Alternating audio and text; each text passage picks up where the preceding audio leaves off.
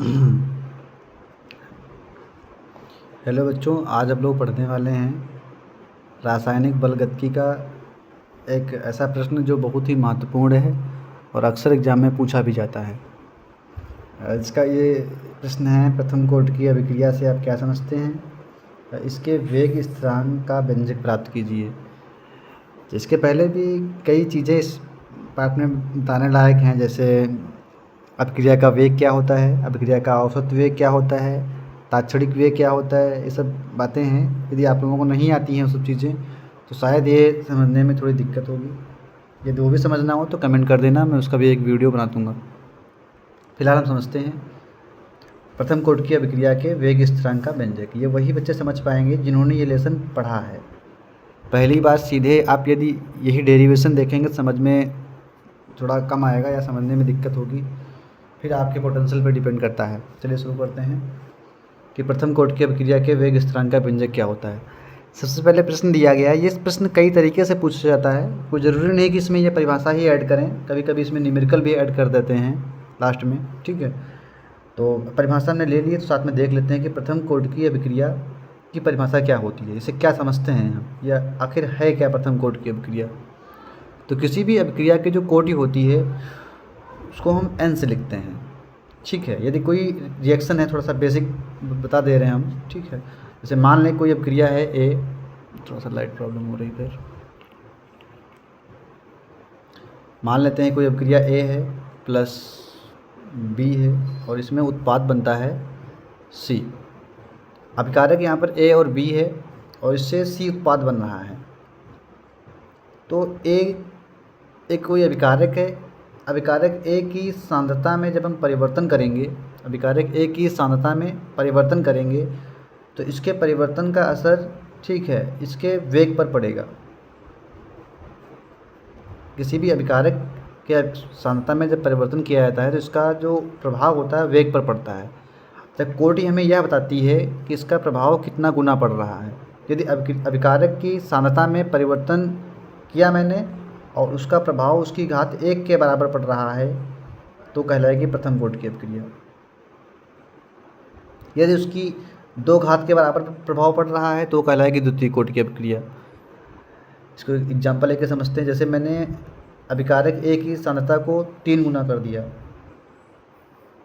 अभिकारक ए की सांद्रता को 3 गुना कर दिया, तो अब इस अभिक्रिया का वेग यदि 3 गुना ही होता है तो इसका मतलब ये प्रथम कोटि की अभिक्रिया है।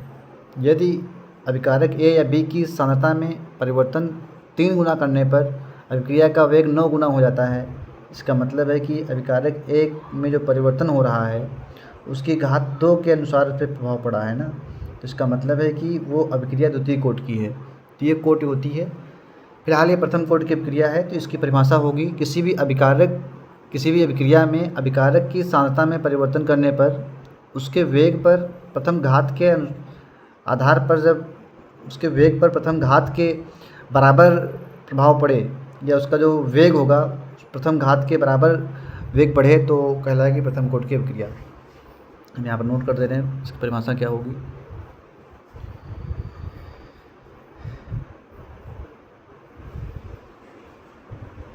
प्रथम कोटि, टाइम लगेगा ज़्यादा नोट करने में, मैं बोल दे रहा हूँ फिर से। प्रथम कोटि की अभिक्रिया में दूर है भाई तेज। प्रथम कोटि की अभिक्रिया में किसी भी अभिकारक की सांद्रता में परिवर्तन करने पर उसकी 1 घात के बराबर ही उसके वेग पर प्रभाव पड़ता है, इसे कहते हैं प्रथम कोटि की अभिक्रिया। चलिए शुरू करते हैं डेरिवेशन। इसमें सबसे पहले लिखेंगे हम लोग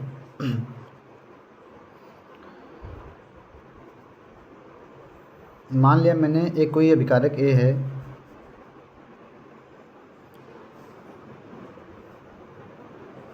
t बराबर 0 पर उत्पाद इसमें बनेगा 0। जब कोई अभिक्रिया शुरू ही नहीं हुई है, t बराबर 0 पर उत्पाद 0 रहेगा। इसके बाद में देखते हैं कि t समय बाद, कुछ समय बाद,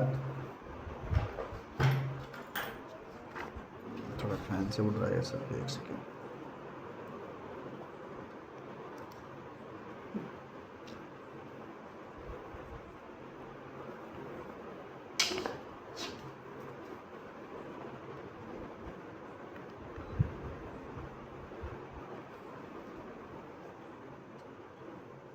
टी समय बाद यदि ए एक्स उत्पाद बन जाता है तो यहाँ पर जो अभिकारक ए था पहले हमारे पास तो बचेगा ए माइनस एक्स। ठीक है, यदि एक्स उत्पाद बन जाता है तो एक्स जो है एक्स उत्पाद बनने पर उतना अभिकारक से कम हो जाएगा, ए माइनस एक्स हो जाएगा। टी समय बाद की बात करें अगर तो ये हमारी एक अभिक्रिया है। अब इसमें देखेंगे हम लोग अभिक्रिया का वेग। अभिक्रिया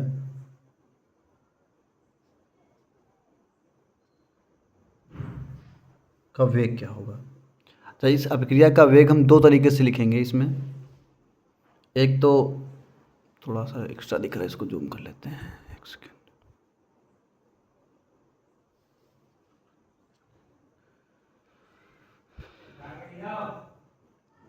अभिक्रिया का वेग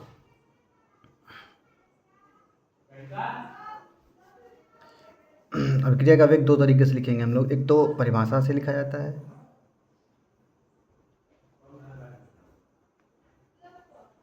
परिभाषा से अभिक्रिया का जो वेग होता है वो बराबर होता है अभिकारक ए की सांद्रता में परिवर्तन। यहाँ पर ए है,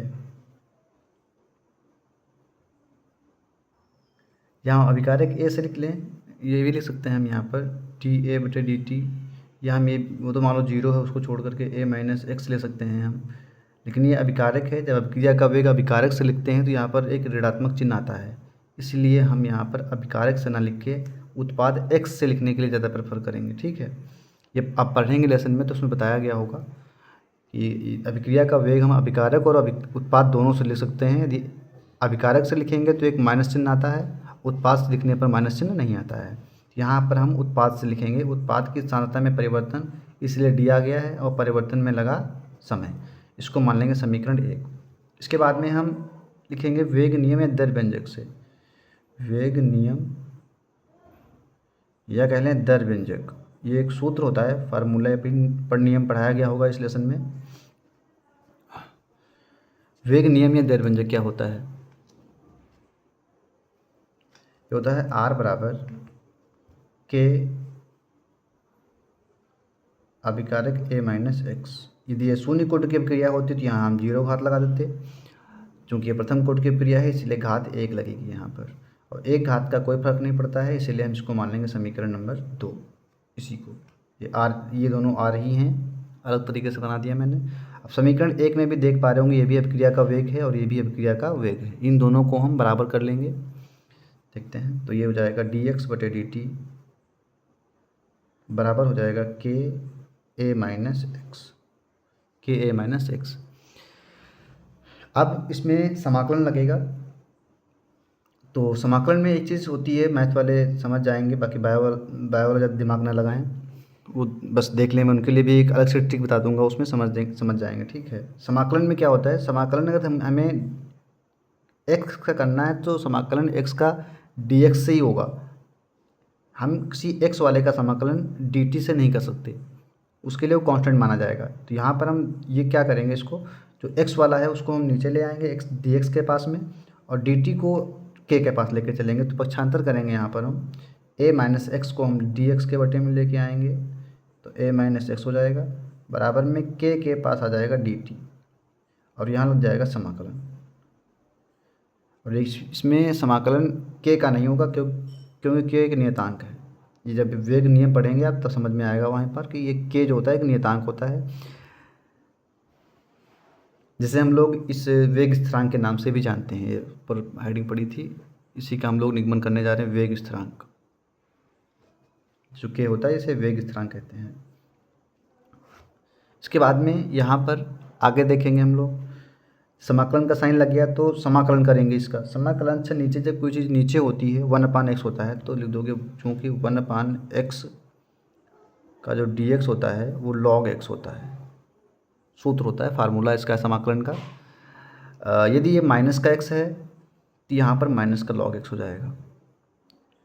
अच्छा, इसके साथ में यदि कोई न्यूमेरिक भी लगा हुआ है, a जैसे इसमें लिखा हुआ है a माइनस एक्स, इससे कोई फ़र्क नहीं पड़ेगा। a का जब अवकलन करते हैं तो जीरो हो जाता है ऑटोमेटिक, तो उसको छोड़ सकते हैं अभी हम लोग। बहुत ज़्यादा डिटेल में समझेंगे तो फिर बाकी को दिक्कत हो जाएगी। और इधर लिखा हुआ है के डी टी, तो के डी टी में यहाँ पर कोई वेरिएबल या कोई नंबर तो है नहीं यहाँ पर, तो इसको हम एक मान लेंगे और एक का डी टी टी हो जाएगा।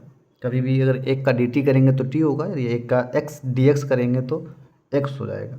जिसके सापेक्ष समाकलन करते हैं उसका मान वही हो जाता है।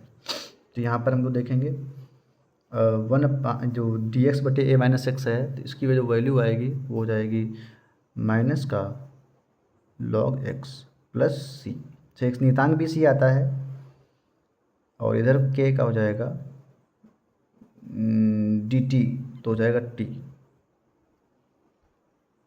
इसको मान लेंगे हम समीकरण नंबर 3। फिर एक काम और करना पड़ेगा आप लोगों को इसमें। जब ये यहाँ पर इतनी समीकरण मिल जाएगी हमें, आप ये सोच रहे होंगे इधर नियतांक क्यों नहीं लगाया गया है। ठीक है, तो ये नियतांक अगर इसको उधर लिखते तो उधर नियतांक लगता है, उसे नियतांक तो दोनों तरफ लगेगा, C1 C2 हमने एक ही तरफ माना है, कोई दिक्कत नहीं उसे। ये C जो होता है, ये समाकलन कभी भी करते हैं अगर समाकलन करने पर C एक नियतांक आता है, क्योंकि अवकलन जो होता है समाकलन का उल्टा है, या कह लें कि हम समाकलन अवकलन का उल्टा होता है। ठीक है, किसी भी संख्या का अवकलन करते हैं जब, तो वो जीरो हो जाता है। किसी भी संख्या का अवकलन करेंगे तो वो हो जाएगा जीरो। अब यहाँ पर वही नियम लगाया गया है। अब जो है बायोलॉजी वाले बच्चे नहीं समझ पाएंगे, मैं फिर भी बता दे रहा हूँ कि जैसे एक्स स्क्वायर प्लस एक का हम जब अवकलन करेंगे तो वो आता है उत्तर एक्स स्क्वायर का घात आगे आ जाएगा 2x और प्लस 0। अभी यहाँ पर 2x है, 2x का जब हम समाकलन करेंगे तो इसका उत्तर जो आएगा वो हो जाएगा अपना, ये हो जाएगा अपना 2x, हाथ में एक जुड़ेगा और प्लस जुड़ के एक नीचे लिखा जाएगा। ठीक है, इस तरीके से आ जाएगा 2x स्क्वायर बटे 2, 2 से 2 कट गया। अब यहाँ पे उत्तर आ रहा है केवल एक्स स्क्वायर। लेकिन ऐसा माना जाता है यदि हम किसी का अवकलन करते हैं तो जो उत्तर आया है उसका समाकलन करने पर पुनः अवकलन वाली वैल्यू मिलनी चाहिए थी। लेकिन यहाँ पर एक का 0 किया गया है, या हम यहाँ पर अगर 100 भी कर दें तो अवकलन करने पर तब भी वो जो है 0 ही हो जाएगा। तो यहाँ पर ये हमें ज्ञात नहीं होता है कि कौन सी संख्या थी जिसे 0 कर लिया गया है, या कोई संख्या थी भी कि नहीं थी, हमें ये नहीं मालूम होता है। जैसे यदि हम एक्स स्क्वायर प्लस 1000 का भी अवकलन करेंगे तब भी 2x आएगा, और सिर्फ एक्स स्क्वायर का अवकलन करेंगे तब भी 2x ही आएगा। तो यहाँ पर हमें ये नहीं मालूम होता है कि किसका अवकलन करके ये वैल्यूज आई हैं, और फिर हम समाकलन कर रहे हैं तो एक्चुअल में हमें एक्स स्क्वायर लिखना है या एक्स स्क्वायर प्लस 1000 लिखना है। तो इसीलिए हम यहाँ पर एक कांस्टेंट सी ले लेते हैं। पता नहीं आप लोग समझ पाए नहीं समझ पाए, फिलहाल मैंने बता दिया है। खैर छोड़िए वो सब चीज़ें, एक नियतांक सी ले लेना है आप लोगों को। फिर जब ये समीकरण मिल जाएगी, जिसे समीकरण 3 कह देंगे क्योंकि 2 तो पहले ही मान चुके हैं हम लोग, तो समीकरण 1 और 2 ये हो जाएगी 3। अब यहाँ पर हम चलेंगे जब t बराबर 0 पर हमारा उत्पाद 0 था, हमने मिस्टेक कर दी, log x कर दिया, लेकिन अपने पास माइनस का x नहीं था, यहाँ पर a माइनस एक्स था, तो ये log a माइनस एक्स आएगा, log a माइनस एक्स। साफ साफ लिख लेना log a माइनस एक्स। ऐसे यहाँ पे पाइए केवल 1 अपान माइनस का x होगा तो माइनस का log x आएगा। यदि यहीं पर 1 अपान ये dx कर रहे हैं ना, 1 अपान a माइनस एक्स होगा तो a माइनस एक्स ही लिखा जाएगा ना इसकी जगह पर। तो इधर हो जाएगा t बराबर 0 पर, और उत्पाद कितना था 0, उत्पाद x था। यहाँ पर जब t बराबर 0 पर अब क्रिया शुरू नहीं हुई थी तो उत्पाद कितना था अपना 0, तो इधर हो जाएगा माइनस का log a minus x, x कितना है 0, प्लस c बराबर k इंटू टी कितना है 0। तो यहाँ से बचेगा माइनस का log a प्लस c बराबर के, तो 0 हो गया। अब हम log a को उधर भेज देंगे तो c की वैल्यू निकलेगी अपनी log a वैल्यू निकल आई c की। अब इस c की वैल्यू को हम पुट करेंगे इक्वेशन नंबर 3 में, लिखोगे c का मान समीकरण 3 में रखने पर, समीकरण 3 में रख देंगे हम लोग। समीकरण 3 थी अपने पास, माइनस का log a माइनस एक्स, ये a माइनस एक्स लिखा हुआ, बाय मिस्टेक मैंने सूत्र लिखा था ना ये वाला, 1 अपान माइनस का x dx माइनस का log x होता है। वैसे यहाँ पर 1 अपान a माइनस एक्स का अगर dx करेंगे हम लोग तो जो नीचे यहाँ पर x होगा वही तो log x के पास आएगा, क्योंकि x माइनस में था इसलिए हम आगे माइनस आ गया था। चलिए कोई नहीं, समझ जाएंगे आप लोग।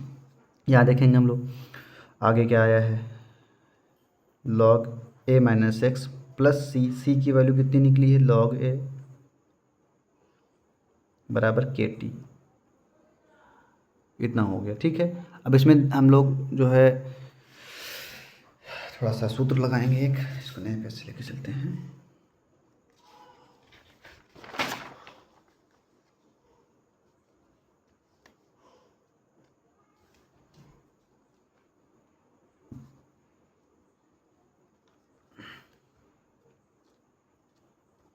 इधर जो आया था लास्ट लाइन में दोबारा नोट कर ले रहा हूँ।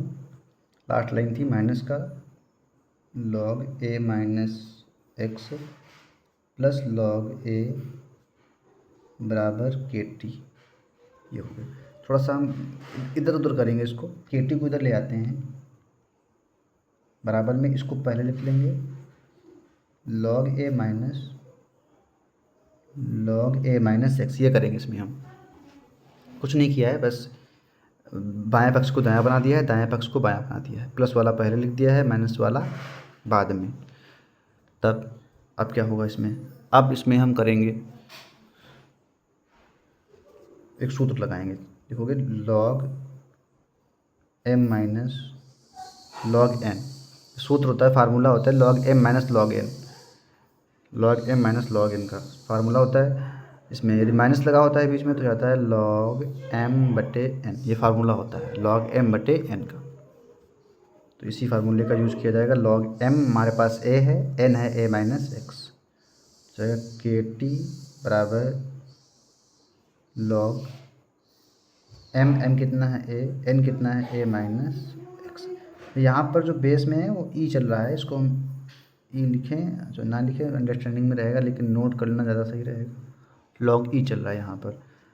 अब इसमें के टी बराबर एक फार्मूला और लगेगा यहाँ पर, जो भी log बेस e है उसको बेस 10 में चेंज करेंगे हम लोग।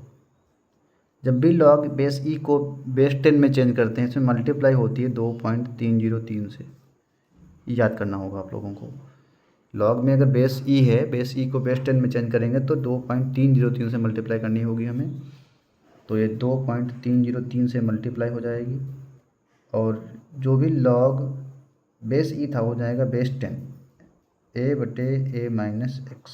बाकी वैल्यूज सेम रहेंगी, कोई फ़र्क नहीं पड़ेगा, बस e की जगह 10 आ जाएगा। और हमें निकालना था वेग स्थिरांक का व्यंजक, इसीलिए हम t को नीचे पहुंचा देंगे उधर, k बराबर 2.303 बटे हो जाएगा t into log base 10 a बटे a माइनस एक्स, ये हो गया। अब एक एक चीज़ को समझ लेते हैं, यहाँ पर क्या है क्या, मतलब जैसे k है तो ये k क्या है इधर, t क्या है इधर, और a क्या है इधर, और a माइनस एक्स क्या है, a माइनस एक्स लिखा हुआ है ये, या x क्या है यहाँ पर, x क्या है। तो सबसे पहले देखेंगे k होता है यहाँ पर वेग स्थिरांक, पहले भी बता चुके हैं हम, k है यहाँ पर वेग स्थिरांक। t जो होता है, t समय है, ये समय अंतराल भी कह सकते हैं हम। a जो होता है ये होती है अभिकारक की प्रारंभिक सांद्रता, ध्यान से सुनना, अभिकारक लिखा हुआ है, अभिकारक की प्रारंभिक सांद्रता। a जो होता है ये अभिकारक की प्रारंभिक सांद्रता है, यहाँ मैंने माना है, या सूत्र में जो होगी कभी भी तो ये प्रारंभिक सांद्रता ही रखनी होगी आप लोगों को। a माइनस एक्स जो होता है ये बची हुई मात्रा होती है, कभी भी न्यूमेरिकल्स में ऐसा कहेगा कि बची हुई मात्रा है, या कि कुछ समय बाद इतनी मात्रा बचती है, तो हम उसे a माइनस एक्स ही लिखेंगे, बची हुई मात्रा। x जो है यहाँ पर, x होता है उत्पाद की सांद्रता कह लें या उत्पाद कह लें, इसको दोनों कर सकते हैं, उत्पाद या उत्पाद की सांद्रता। वैसे उत्पाद की सांद्रता ही होती है, इसमें पूरा सब कुछ सांद्रता पर ही बात करते हैं। लॉग जब ये क्वेश्चन कर रहे होंगे आप, जिसमें कुछ वैल्यूज़ की आवश्यकता पड़ती है लॉग में, तो वो टेबल में बता दे रहा हूँ कुछ के जो है मान आप याद कर लीजिए। वैसे न्यूमेरिकल में दिए होते हैं, लेकिन आप लोग याद कर लीजिए। जैसे लॉग 1 आता है कहीं पर, लॉग 1 का मान 0 होता है, और यहाँ बेस में 10 ही रहेगा। इस बेस में 10 जो मैंने लिखा था, इसका कुछ होता नहीं, हल नहीं करना होता है, बस ऐसे ही लिखा रहता है देखने के लिए, ठीक है, कर सकते हैं आप, फैशन में लिखा रहता है, ठीक है। अब लॉग 1 का मान कितना होता है, 0। लॉग बेस 10 पे 10 का मान कितना होता है, 1। ये वैल्यूज याद कर लीजिए आप लोग। और लॉग, अच्छा बेस 10 को आप बिल्कुल भूल जाइए। अब कहीं भी न्यूमेरिकल में, कहीं भी फार्मूले में बेस 10 के अतिरिक्त कुछ मिलेगा ही नहीं। आप अगर मैथ से नहीं है तो केमिस्ट्री में कहीं भी बेस 10 के अलावा दूसरा कोई सूत्र ही नहीं है। तो आप बेस 10 एक बार नहीं भी लिखेंगे तब भी कोई प्रॉब्लम नहीं है। अब इसे 10 की घात 10 ना मान लेना। तो अब ये हम log 2 कहेंगे, तो log 2 मतलब बेस 10 है, वो हाइड कर दिया मैंने। तो log 2 का मान जो होता है 0.3010 होता है। लास्ट का 0 हम नहीं भी लिखें तब भी कोई दिक्कत नहीं है, या हम इसको कर सकते हैं 0.301। ये log 2 का मान हो गया। log 4 का जो वैल्यू होगा, log 4 का वैल्यू इसी का जस्ट डबल होगा। जैसे log 4 को हम लिख सकते हैं log 2 की वैल्यू, log 2 की घात 2, log 2 की पावर 2। तो log में पावर आगे आती है, फार्मूला होता है 2 log 2, ठीक, 2 log 2। और log 2 का मान हमें मालूम है कितना होता है, 301। तो यहाँ हम कर देंगे 2 गुणे 0.301, तो 2 से मल्टीप्लाई कर देंगे तो हो जाएगा 602। ये हो जाएगी वैल्यू हमारी log 4 की। तो ऐसे हमें कभी वैल्यू निकालनी नहीं पड़ेगी, सीधे हम यदि 2 की घात 1 है तो 3010 log 4 मतलब 2 की घात 2 हो जाएगा, तो इसका मतलब है कि उसका दोगुना कर देंगे हम। ऐसे ही log 8 आ जाएगा यहीं पर, log 8 में हम 2 की घात 3 लिख सकते हैं, तो उसको हम उस हिसाब से 3 गुना कर देंगे, इसकी वैल्यू को 3 गुना कर देंगे। तो ये वैल्यूज कुछ हैं इसमें, log 5 की भी होती है 0.70 करके, सब याद कर लीजिए। कुछ वैल्यूज हैं ये सब जिनको याद करना पड़ेगा। धन्यवाद। इसका भी अर्ध आयु काल बचा हुआ है, वो बाद में अगले वीडियो में देख लेंगे हम लोग।